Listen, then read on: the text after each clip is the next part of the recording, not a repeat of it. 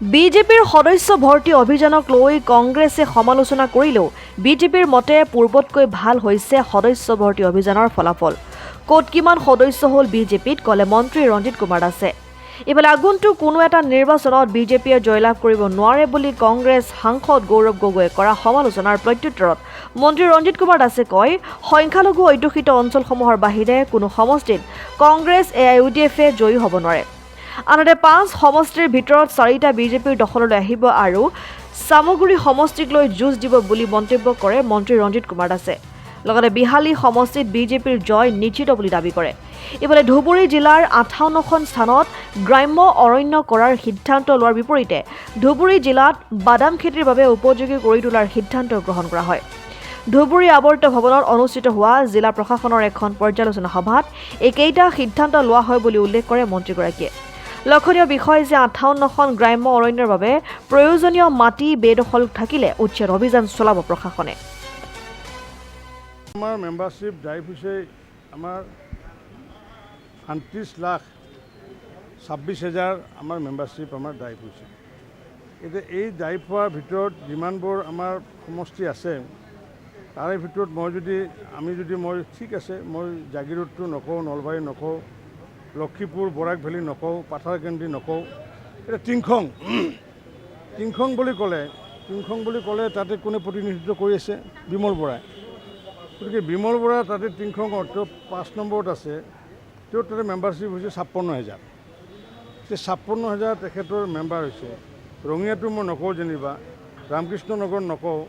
এতিয়া উজনি অসমৰ যদি শদিয়া যোৱাকালিলৈ মেম্বাৰশ্বিপ হৈছে 49,000।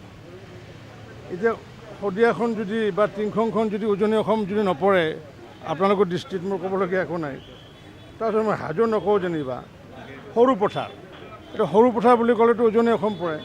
সৰুপথাৰত যোৱাকালি মেম্বাৰশ্বিপ হৈছে 48,921। ঠিক তেনেকৈ যদি আমি শিলচৰটো নকওঁ, মই ব্ৰহ্মপুৰো নকওঁ, মই মধ্য অসম যিহেতু। ঠিক তেনেকুৱাকৈ নাহৰকটীয়াটো জানে আপোনালোকে ডিব্ৰুগড়ৰ অন্তৰ্গত উজনি অসম। তো নাহৰকটীয়াত 45,100 তাত মেম্বাৰশ্বিপ হৈছে নাহৰকটীয়াত যোৱাকালিলৈ। মাৰ্ঘেৰিটা জানে একেবাৰে মানে শদিয়াৰ কাষত মাৰ্ঘেৰিটা। তো মাৰ্ঘেৰিটাৰ মেম্বাৰশ্বিপ হৈছে 44,690 মাৰ্ঘেৰিটা। ঠিক নাই মই লামডিঙৰ কথাটো নকওঁ বা কমলপুৰ নকওঁ বা ঢেকীয়াজুলি নকওঁ, গোলাঘাট যদি চাই আপুনি 42,920 মেম্বাৰশ্বিপ হৈছে। চিপাঝাৰৰ কথা নকওঁ, আপুনি শুনি লওক, চিপাঝাৰৰ কথা নকওঁ, টিহুৰ নকওঁ, গড়েশ্বৰ নকওঁ, মই ঢকুৱাখানা 38,000 হৈছে ঢকুৱাখানাত। ঠিক তেনেকুৱাকৈ আমাৰ যদি খুমটাই য'ত নেকি আমাৰ মৃণাল হাজৰিকা তাত আছে 37,000 হৈছে। ধেমাজি 37, ডিমৌ 37, লখিমপুৰ 37। ইয়াৰ পাছতো যদি কোনোবাই কয় যে উজনি অসমত মেম্বাৰশ্বিপ কম হোৱা বুলি, গতিকে এটা সময়ত কোনোবা দিনা হয়তো ৰেকৰ্ডত কম থাকিব পাৰে। সেইদিনা বজালীতো কম আছিলে। বজালীত যিদিনাখন মানে এই কথাষাৰ ওলাইছিলে সেইদিনা মোৰ তাত 14,000 আছিলে। আজি যোৱাকালি মোৰ তাতে 38,000 হৈছে। মোৰ তাতে মই 76,000 লোকসভাত ভোট পাইছিলোঁ। তাৰমানে অলমষ্ট 50% মই ক্ৰছ কৰি দিলোঁ। যিমানে ভোট দিলে তাৰে পৰা 50% ভোট ল'লে। গতিকে আমি টাৰ্গেট ৰাখি আছোঁ যে যিমানে ভোট পাইছোঁ লোকসভাত তাৰে পৰা 75% মেম্বাৰশ্বিপ আমি কৰাৰ কাৰণে আমি সংকল্পবদ্ধ আৰু সেইটোৰ কাৰণে আমি দৈনন্দিনভাৱে আমি কাম কৰি আহিছোঁ।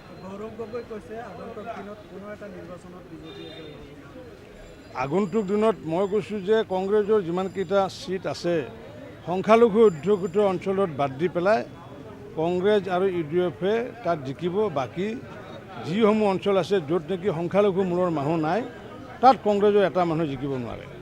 5টা সমষ্টিত চাওক, আমাৰতো 4টা আমাৰ কনফাৰ্ম। তথাপি আমি চামগুৰিটো আমি লাগি আছোঁ, যাতে চামগুৰিটো আমি যাতে জিকিব যাতে পাৰোঁ তাৰ কাৰণে প্ৰয়াস চলাইছোঁ। তাত বিহালী নিশ্চিত, বিহালীত য'ত নেকি তাত আমাৰ MP হৈছে, বিহালীত য'ত নেকি ইমান বছৰে ভাৰতীয় জনতা পাৰ্টীৰ দখলত, গতিকে বিহালী লৈ পেলাই নতুন প্ৰশ্ন ক'ৰ পৰা আহে? নতুন প্ৰশ্নৰ কথা নাহে নহয়। ধুবুৰী জিলাৰ আয়ুক্তৰ কাৰ্যালয়ত প্ৰায় 33টা বিভাগৰ আমি পৰ্যালোচনা কৰিলোঁ আৰু এই পৰ্যালোচনা কৰাৰ সময়ত আমাৰ আয়ুক্ত নাথ ডাঙৰীয়াকে আদি কৰি যিসমূহ মুৰব্বী বিষয়া আছিলে তেওঁলোকৰ লগত পুংখানুপুংখভাৱে মই আলোচনা কৰিলোঁ আৰু আলোচনাৰ অন্তত মই ধুবুৰী জিলাত যিমানখিনি কাম কাজ হৈ আছে মই এতিয়ালৈ ছেটিছফাইড, কাৰণ প্ৰতিটো বিভাগৰে যি পাৰফৰ্মেঞ্চ মই ল'লোঁ আৰু ছেটিছফাইড এইকাৰণে যে এতিয়া আমি যদি উদাহৰণস্বৰূপে লওঁ যে আমাৰ যি ধুবুৰী মেডিকেল কলেজ, আজি ধুবুৰী মেডিকেল কলেজ আজি বেছি দিন হোৱা নাই, প্ৰায় 2 বছৰ আমাৰ হৈছে। গতিকে এই 2 বছৰত যদি আমি চাব যাওঁ যে আমাৰ এই চৰকাৰখনে এই যে মেডিকেল কলেজসমূহ স্থাপন কৰিছে, স্থাপন কৰাৰ সময়ত মানুহে কি বেনিফিট পাইছে সেইটোৰ বিষয়ে সাধাৰণ নাজানে। এনেকুৱা ৰিভিউ কৰিলে আমি গোটেই তথ্যবোৰ গম পাওঁ। আমি দেখোঁ যে প্ৰতি মাহতে আমি প্ৰায় 25,000কৈ আমি আউটডোৰ পেচেণ্ট বা ইনডোৰ পেচেণ্ট আমি ট্ৰিটমেণ্ট কৰিছোঁ আৰু সেইটো হিচাপে যদি চাওঁ এতিয়ালৈ আমি 6,50,000 মানুহে ধুবুৰী অঞ্চলত, কাৰণ ধুবুৰী মেডিকেলৰ কাৰণে বৰপেটা ডিব্ৰুগড়ৰ পৰা মানুহ নাহে কোনো, ধুবুৰী মেডিকেলৰ কাৰণে ধুবুৰী অঞ্চল বা এইপিনে চাউথ চালমাৰ অঞ্চলৰ মানুহ আহে। গতিকে এই মেডিকেল কলেজখন স্থাপন কৰাৰ পিছতে 2 বছৰ 6,80,000 মানুহে 50,000 মানুহে এই সুবিধা পাইছে। ইনফ্ৰাষ্ট্ৰাকচাৰ ইতিমধ্যে সম্পূৰ্ণ হৈছে। আমাৰ PWD বিভাগৰ ল কলেজকে আদি কৰি BEd কলেজকে আদি কৰি কস্তুৰবা গান্ধী বিদ্যালয়কে আদি কৰি যি ইতিমধ্যে 22-23টা প্ৰজেক্ট চলি আছে, সেই 22-23টা প্ৰজেক্টৰ কাম প্ৰায় সম্পূৰ্ণ কৰাৰ পথত। কোনোবা হয়তো 100% হৈছে, কোনোবা হয়তো 95, কোনোবা হয়তো 80%। কিন্তু অভাৰঅল কনষ্ট্ৰাকশ্যন PWDৰ ক্ষেত্ৰত যদি চাওঁ আমি ছেটিছফাইড। আমি যদি চাওঁ যে ৰোডছৰ ক্ষেত্ৰত দেখিছোঁ বিলাচীৰ পৰা ধুবুৰী লগাই পেলাই আমাৰ এইকেইটা দিনত প্ৰায় 300তকৈ অধিক নতুনকৈ বাটপথ নিৰ্মাণ কৰা হৈছে। গতিকে এই বাটপথসমূহৰ কিছুমান কমপ্লিট হৈছে, বাকীবোৰ কাম চলি আছে। এনেকুৱাকৈ যদি চাওঁ অভাৰঅল যিটো পাৰফৰ্মেঞ্চ আজি এই বিভাগৰ MGNৰেগাই হওক, PWD হওক, আপোনাৰ অমৃত সৰোবৰে হওক, হেল্থৰ ক্ষেত্ৰতে হওক বা বিভিন্ন বিভাগৰ ক্ষেত্ৰত মই পাৰফৰ্মেঞ্চটো ভালে পাইছোঁ। আৰু য'ত যি কৰণীয় আছে, যি মই সংশোধনী মই দিছোঁ, সেইখিনি আমি অহা মাহত আমি এইখিনি মই শ্ৰী ডাঙৰীয়াক মই আহ্বান জনাইছোঁ। আৰু কিছুমান নতুনত্বৰ কথাও কৈছোঁ। যেনেকুৱাকৈ আমাৰ প্ৰায় 58খন আমাৰ PGR VGR এলেকা আছে। এই 58খন PGR VGR এলেকাত আমি দেখিছোঁ যে 5,000 বিঘাতকৈ অধিক মাটি তাত পৰিদক্ত হৈ আছে আৰু নতুবা বেদখল কৰিছে। গতিকে এই যে 5,000কৈ বিঘাৰ ভিতৰত আমি দেখিছোঁ যে তাত 30% মাটি তাত বেদখল কৰা বুলি আমাক জনাইছে বিভিন্ন বিভাগে। মই সেইকাৰণে কৰিছোঁ কি যে আমি 58টা এই PGR VGRসমূহত আমি গ্ৰাম্য অৰণ্য স্থাপন কৰাৰ কাৰণে আজিৰ সভায় আমি সিদ্ধান্ত লৈছোঁ। গ্ৰাম্য অৰণ্যৰ কনচেপ্ট এইটোৱে যে এইটো যদিও ফৰেষ্টৰ অন্তৰ্গত নহয়, আমি ফৰেষ্টৰ সহযোগে যিহেতু অমৃত বৃক্ষ আন্দোলন যিহেতু অহাবাৰ হ'ব আৰু লগত আমাৰ MGNৰেগাৰ যি ব্যৱস্থা আছে, MGNৰেগাৰ জৰিয়তে প্লেণ্টেশ্যন কৰি আমি আগন্তুক 58খন আমি ধুবুৰী জিলাত গ্ৰাম্য অৰণ্য কৰাৰ কাৰণে প্ৰচেষ্টা লৈছোঁ। গ্ৰাম্য 58খন আৰু এই গ্ৰাম্য অৰণ্যৰ যি কনচেপ্ট ধৰক মাটি ধৰি লৈছোঁ 100 বিঘা মাটি আছে কোনোবা এখন PGR বা VGR। তাৰ ভিতৰত আমি 100 বিঘা মাটিটো চাৰিওফালে আমি প্লেণ্টেশ্যন কৰিম, কৰি মাজত বা কোনোবা এটা ঠাইত তাতে আমি 1 একৰ মাটি অৰ্থাৎ 3.5 বিঘাত মাটিত সুন্দৰকৈ প্লেণ্টেশ্যন কৰিম।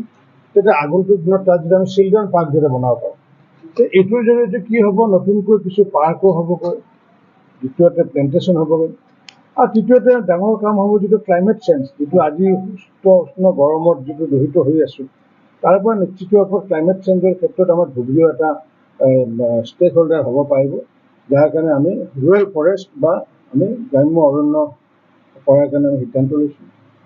অন্য এটা নতুন সিদ্ধান্ত লৈছোঁ যে আমি বিভিন্ন সময়ত দেখা পাওঁ যে PWD বিভাগে পৌৰসভাত কাম কৰে বা পৌৰসভা নিজাকৈ ড্ৰেইন বনায়, কিন্তু সেই যে ড্ৰেইন বনায় সেইটো কি ড্ৰেইন বনাইছে, তাৰে আপষ্ট্ৰীম কি আছে, ডাউন ফ্ল' কি আছে, সেইটো টাউন এণ্ড কাণ্ট্ৰি প্লেনিঙে নাজানে। গতিকে আগন্তুক দিনত ধুবুৰী অঞ্চলত আমি যি কাম কৰিম, সেই কাম কৰাৰ কাৰণে এখন সমিতি আমাৰ আয়ুক্ত ডাঙৰীয়া থাকিব, অধ্যক্ষ হিচাপে থাকিব আৰু তাত আমাৰ ADC এগৰাকী যিয়ে নেকি আমাৰ আৰ্বান বডি চাই তেওঁ মেম্বাৰশ্বিপ থাকিব আৰু সদস্য হ'ব তাত চেয়াৰমেন আৰু এক্সিকিউটিভ অফিচাৰ সদস্য হ'ব আৰু লগতে যি কনচাৰ্ণ ডিপাৰ্টমেণ্ট যে PWD department, town and country planning department, তেওঁলোকে একত্ৰিত হৈ পেলাই যিটো সিদ্ধান্ত হয় সেইখন সিদ্ধান্তৰ আধাৰত যিবোৰ কাম অনুমোদিত হ'ব সেই সমিতিখনে তেতিয়াহে কৰিব পাৰিব। কাৰণ নহ'লে আমি ডিব্ৰুগড়ত যেনেকুৱা ঘটনা দেখিছোঁ যে জাহা তাহা PWD ৰাস্তা বনাইছে, মিউনিচিপালিটি বনাইছে, তেনেকুৱা পৰিৱেশ যাতে ধুবুৰী অঞ্চলত যাতে নহয় তাৰ কাৰণে মই যিহেতু অভিভাৱক মন্ত্ৰীয়ে দায়িত্ব দিছে, গতিকে মই সেই কনচেপ্টটো ইয়াতে আৰম্ভ কৰিব বিচাৰিছোঁ। আগন্তুক দিনত পৌৰসভা, বিলাচীপাৰাই হওক বা ধুবুৰী হওক বা গৌৰীপুৰে হওক, তেওঁলোকে কি কাম তেওঁলোকে ধৰে আমাৰ ক'বলগীয়া একো নাই, কিন্তু সেই কামবোৰৰ ক্ষেত্ৰত টেকনিকেলি সেইটো ছাষ্টেইনেবল হ'ব নে নহ'ব, বা আগন্তুক দিনত মানুহৰ কাৰণে কামত আহিব নাহিব, সেইখিনি এপ্ৰুভ কৰিব লাগিব, এই সমিতিখনে এপ্ৰুভ কৰিব লাগিব।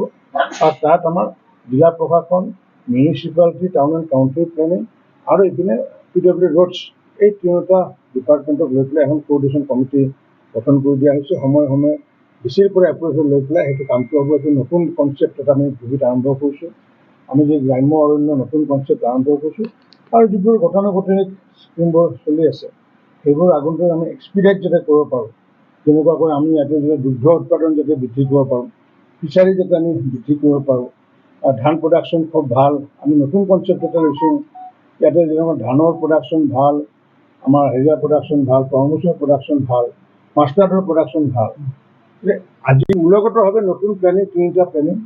এটা হৈছে আমাৰ যিটো তিনিটা ডিপাৰ্টমেণ্টক লৈ কোঅৰ্ডিনেশ্যন কৰিলোঁ, এটা হৈছে গ্ৰাম্য অৰণ্য, আৰু এটা বাদাম খেতিৰ জৰিয়তে আমাৰ যি বাদামৰ প্ৰডাকশ্যন বঢ়োৱাৰ কাৰণে আমি আজি সিদ্ধান্ত লৈছোঁ। আৰু DDCৰ মিটিঙত এইবোৰ আগন্তুক দিনত কেনেকৈ এক্সপিৰিয়েট কৰিব লাগে এইটো আমাৰ DC ডাঙৰীয়াই চাব। আৰু পৰৱৰ্তী সময়ত মই যিহেতু নেক্সট টাইম আহিম 2 মাহৰ মূৰে মূৰে বা এমাহৰ মূৰে মূৰে, তেতিয়া আমি আকৌ এইকেইটা বিষয়ৰ ওপৰত আমি আজি যি আলোচনা কৰিম, এইকেইটা বিষয়ৰ ওপৰত আকৌ আমি একশ্যন টেকেন কি হ'ল সেইটো আমি আলোচনা কৰিম। স্যাৰ মাজতে